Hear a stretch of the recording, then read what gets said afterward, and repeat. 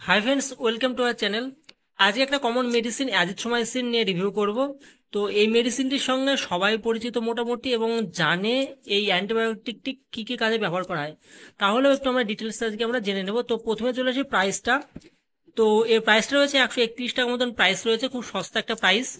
Even একটা পাস্তার স্ট্রিপে আসে।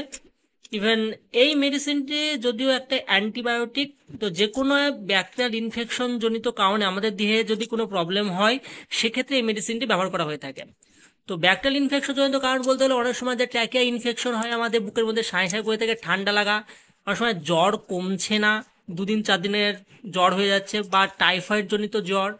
Even তার সঙ্গে দেখা যায় আমাদের ইয়ার ইনফেকশন, আই ইনফেকশন, অনেক সময় দেখা যায় যে কান দিয়ে জল পড়ছে, ঠিক আছে, তো সেখানে অনেকটা যন্ত্রণা করছে এবং সেখানে ব্যাকটেরিয়াল ইনফেকশন হয়ে গেছে, কোনো সফট টিস্যু ইনফেকশন বা কোনো জায়গায় কেটে গেছে বা ঘা হয়ে গেছে, বা অনেক সময় দেখা যায় যে ড্রাগ রেজিস্ট্যান্ট হয়ে যায়।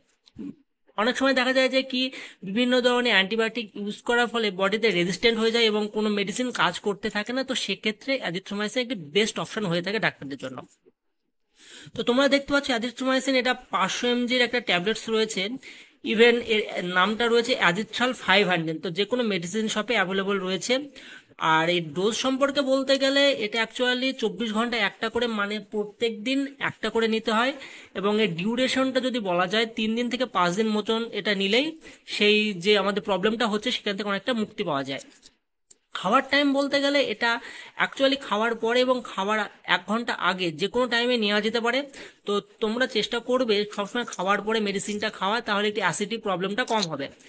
আর প্রত্যেকদিন যেহেতু একদিন করে খেতে হয়, দিনে একটা করে খেতে হয়, তো পরপর 4 দিন বা 5 দিন যে টাইমে তোমরা শুরু করবে সেই টাইমে চেষ্টা করে প্রত্যেকদিন খাওয়ার। তো তাহলে ভালো মেডিসিনটা রেজাল্ট দেবে। সাইড এফেক্টস বলতে গেলে মেডিসিনটা খাওয়ার পরে অনেক সময় হেডেক, নজিয়া, ভমিটিং, একটু রেডনেস হতে পারে, তো কমন কিছু সাইড এফেক্ট দেখা যায় অ্যাসিডিটি প্রবলেম।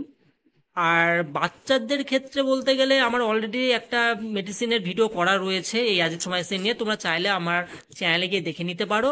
আর এটা অ্যাডাল্টের ডোজ, এটা 12 বছর বয়স থেকে গোটা 500 mg দেওয়া যায় প্রত্যেকদিন একটা করে। আর 12 বছর নিচে যাদের এজ তাদের মিনিমাম 250 mg মতন দেওয়া যায় অ্যাজিথ্রাল।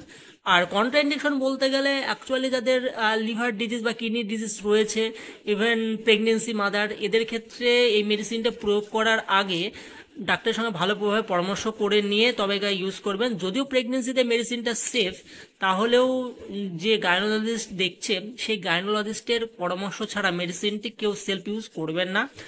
যদি সেলফ ইউজ করেন অনেক সময় যে হার্মফুল হতে পারে, তো সেই জন্য সবসময় সেলফ ইউজ থেকে বিরত থাকবেন মেডিসিন। আর ভিডিওটা এই পর্যন্ত, যদি ভালো লেগে থাকে অবশ্যই লাইক এবং শেয়ার করবেন।